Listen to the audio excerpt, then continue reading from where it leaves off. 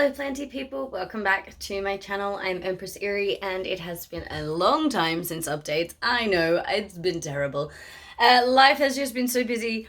However, I have just started a new project for a friend of mine who is about to have a baby in like a week and a half, and she just looked at me and was like, I need your help. Will you help me? And in return, you can have some of it.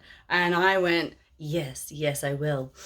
So what I'm going to be doing today is What I'm going to be doing today is I am going to be starting the process of a very long series of propagating my friend's amazing, beautiful, stunning Albo-Borsigiana monstera. Now, I will update on my own Albo soon. She's been a problem child and she needs her own video, but we'll go there later. However, my friend has come to me with hers, who is 6 leaves or 7 leaves, or what have we got? 1, 2, 3, 4, 5, 6 leaves. And she wanted it chopped up into as many pieces as we can. And I was going to start that process today, and I thought I would bring you all along for the journey because it's going to be a fun one and I'm really excited about this. So what happens is she said I get to keep one of them and then the rest are going back to her to keep and sell and do with what she likes. So what I wanted to do today is show you what I'm going to be doing for the first step. I've already done it, but what I'm going to do is kind of undo it and re-show you what I'm starting with, and we're going to do it together because I started doing the thing without filming, but here we are. Anyway, so I'm going to turn the camera around and get you off my hot, sweaty summer face, and we're going to get looking at this beautiful, beautiful plant. All right, so here we are. Now, isn't it just gorgeous? Look at some of these leaves. Isn't it just beautiful? Absolute stunner.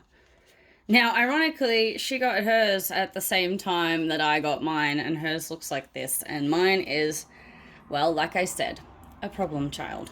And I will do a video about that again when it talks about the difference in what stable variegation, well, at least even variegation can do for the plant, and what very unstable variegation is like. But anyway, what I've been doing so far today is, so this plant arrived to me today, and I've just been setting up the grow lights and setup that my friend passed on to me. And now what I'm doing is I am bagging up the very long aerial roots. So what I'm doing here is, see, this one's a little bit bent, but it's okay because it hasn't actually broken, so it should be okay in the bag. So this plant has 1, 2, 3 massive aerial roots. This aerial root is a bit shorter, so I've actually sticky taped the bag, and the aerial root is about this big, completely bare. They've just been hanging in thin air. They've had no soil or anything to grow into. They've just been as they are. So what I'm doing with these is I am tucking them into some bags with some sphagnum moss, and I'm just mixing the root around in the bag just a little bit so that it's kind of a little bit buried. And then I'm half sealing this bag so that it can air a little bit and it's not, you know, getting too stuffy in there. This root was quite long. I will actually pull it out and show you how long it is because it's quite wild.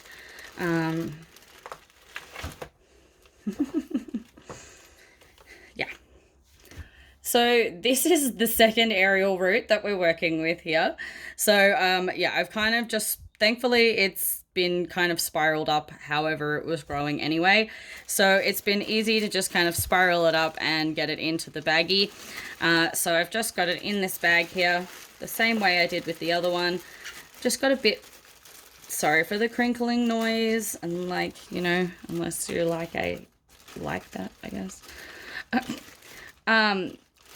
So yeah, so it's a bit longer and a bit more awkward, so it's kind of just wrapped around and tucked back into itself in there, and like that. There we go. So because that one's a bit longer, I've used a bit more moss, and I'm just half sealing that there with a little bit of an aeration hole at the end.